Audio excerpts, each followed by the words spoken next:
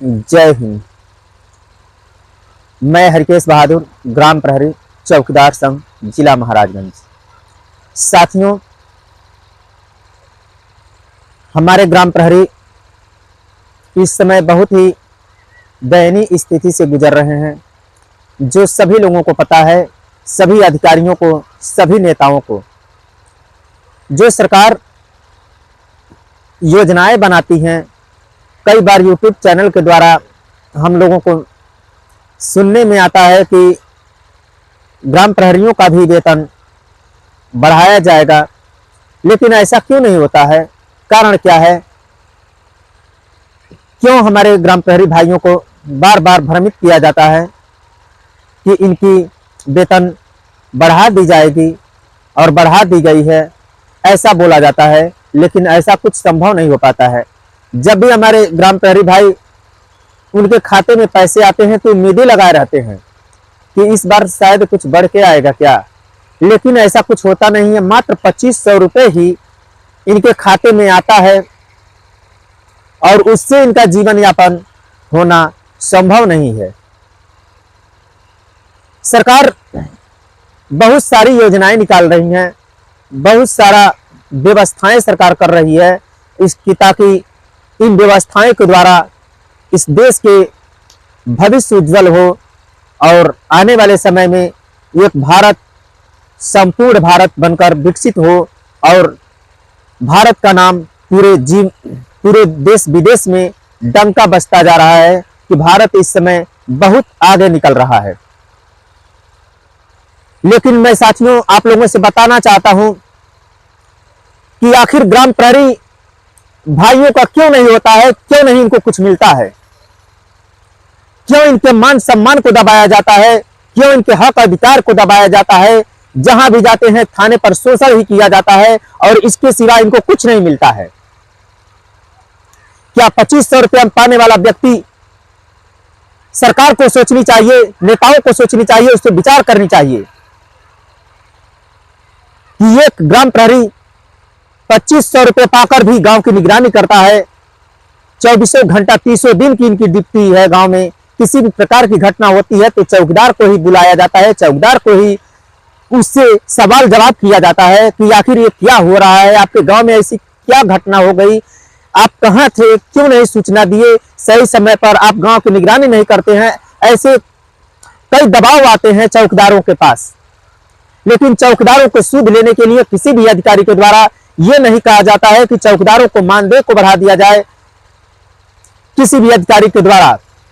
यहां तक कि हमारे हर जिले से मीटिंग होती रहती है और मीटिंग होने के बावजूद माननीय डीएम महोदय जी को ज्ञापन दिया जाता है, मांग पत्र दिया जाता है कि हमारे जिला अधिकारी महोदय सरकार तक हमारी बात को पहुंचाएंगे, और पहुंचाते हैं या नहीं ये हम लोग नहीं जान पाते हैं कि हमारा मैटर वहां तक पहुंचता है या बीच में ही दब जाता है।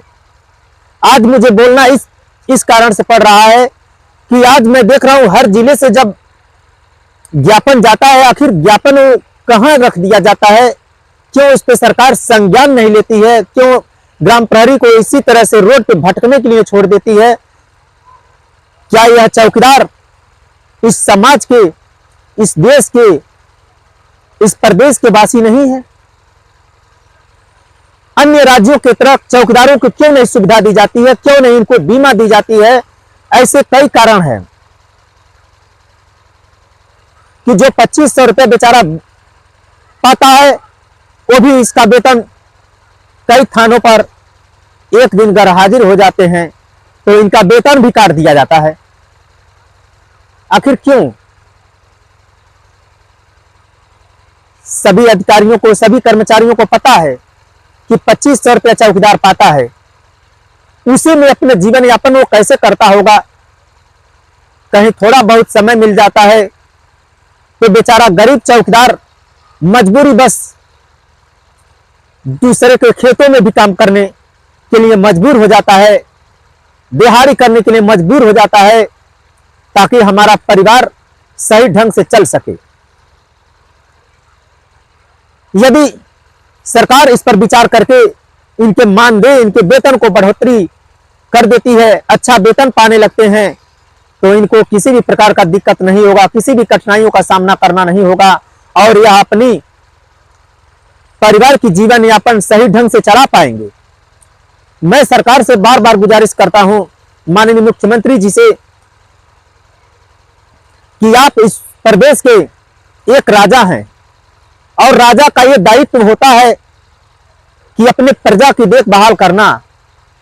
प्रजा किस स्थिति में है, प्रजा हमारा भूखे सो रही है, प्यासे सो रही है, कपड़े नहीं है कि क्या नहीं है, सारी व्यवस्थाएं राजा को करना होता है और राजा वही होता है जो अपने प्रजा को सही ढंग से देखभाल कर सके।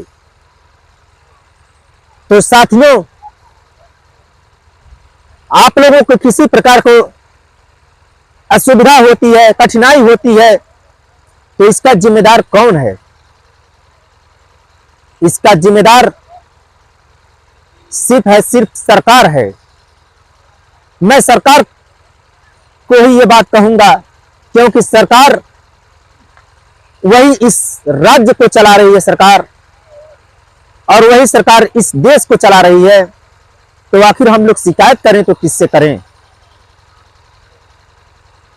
जबकि हर लोगों को पता है कि 2500 रुपए 2000 रुपए में किस तरह से लोग गुजारा करते हैं। यहां तक कि हमारी स्कूलों में जो रसोइयां काम करती हैं उनको भी बहुत अल्प वेतन दिया जाता है। वो भी स्कूलों में सेवा करती हैं, बच्चों की देखभाल करती हैं, लेकिन उनको भी मात्र 2000 रुपये शायद मिलता है कि नहीं। लेकिन मैं उनका दर्द देखता हूं कि जिस तरह से हमारे ग्राम प्रहरी चौकीदार भाई प्रताड़ित हैं, ठीक उसी प्रकार हमारी रसोइया भी प्रताड़ित हैं, वो भी परेशान रहती हैं और खाना बनाकर बच्चों को खाना खिलाने का कार्य करती हैं।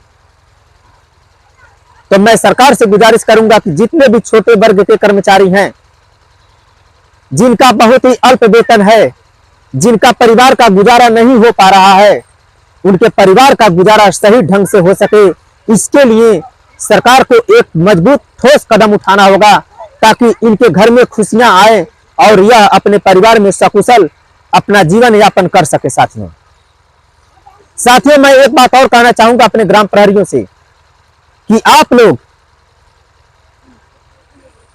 चुपचाप अब सोने की आवश्यकता नहीं है। हाथ पे हाथ रख के आप लोग सो जाते हैं, बैठ जाते हैं और बैठे बैठे आप सोचते हैं कि कब तनख्वाह बढ़ेगा, कब तनख्वाह बढ़ेगा। ऐसे तनख्वाह नहीं बढ़ता है साथियों। जो हमारा मीटिंग पैदल मार्च की व्यवस्था की गई है 5 अप्रैल को 5/4/2025 को शामली से दिल्ली तक हम लोगों का पैदल मार्च चलेगा, जिसमें सभी ग्राम प्रहरी भाइयों को वहां पर पहुंचना अति आवश्यक है। तभी हम लोगों का वेतन बढ़ पाएगा, अन्यथा इस तरह से सिर्फ ज्ञापन देने से या इको गार्डन में चुपचाप गेट के अंदर बंद हो जाने से सरकार हमारी आवाज को नहीं सुन पाती है। इसलिए साथियों, अपनी हक और अधिकार की लड़ाई लड़ने के लिए आप लोगों को मैदान में उतरना पड़ेगा, एक जंग लड़नी पड़ेगी और वो जंग होगा पैदल मार्च। पैदल मार्च। साथियों, मैं आप लोगों से ज्यादा कुछ न कहते हुए मैं आप लोगों से यही कहूंगा कि आप लोग अपनी तैयारी अभी से बना लीजिए ताकि आने वाले समय में भविष्य में किसी भी प्रकार का दुविधा न होने पाए।